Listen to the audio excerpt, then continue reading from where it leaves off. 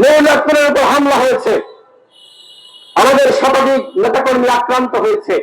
আমাদের দলের পক্ষ থেকে বলেছে অবশ্যই এই ঘটনার দায় নিয়ে স্বরাষ্ট্র উপদেষ্টাকে পদত্যাগ করতে হবে এবং অন্তর্বর্তীকালীন সরকারের বিশেষ সহকারী, আমি শুনতে পাচ্ছি এই বিশেষ সহকারী ক্ষমতাবান চৌধুরী, তিনি আইনজীবী এবং স্বরাষ্ট্র উপদেষ্টা, তারা জানতেন যে নৌলাপুরের উপর হামলা করা হচ্ছে। তাদের নির্দেশনার বাইরে নৌলাপুরকে আক্রান্ত করা হয়নি, রক্তাক্ত করা হয়নি। সুতরাং এই ঘটনার দায় নিয়ে অবশ্যই স্বরাষ্ট্র উপদেষ্টাকে পদত্যাগ করতে হবে।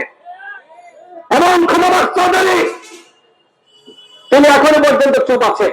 আমি প্রধান উপদেষ্টাকে বলবো, আপনার যতটুকু ক্ষতি করার এই ক্ষমতাবান চৌধুরী করছে।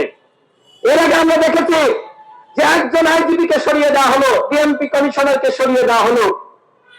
এরপরে কি হয়েছে? আইন শৃঙ্খলা পরিস্থিতির কোন উন্নয়ন করতে পেরেছেন?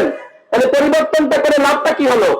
কোন লাভ তো হয়নি, কোন লাভ হয় নাই। সংগ্রামী সাথী বন্ধুগণ, আমি আবারও বলতে চাই, আজকে গণ অধিকার পরিষদের উপরে হামলা হয়েছে, আমাদের দলীয় কার্যালয় তছনছ করা হয়েছে, আমাদের বোনেরা আক্রান্ত হয়েছে। এই ঘটনার যদি বিচার না হয় তাহলে বাংলাদেশে আর কোন ঘটনার বিচার হবে না। নৌলাপুরের উপর হামলা করে যদি কেউ পার পেয়ে যায়, আমাদেরকে রক্তাক্ত করে যদি কেউ মুক্তি পেয়ে যায়, তাহলে বাংলাদেশের জনগণ, এই বিপ্লবী জনতা, আপনারা শুনে রাখুন, এদেশে কখনোই আপনারা বিচার ব্যবস্থার উন্নয়ন ঘটাতে পারবেন না।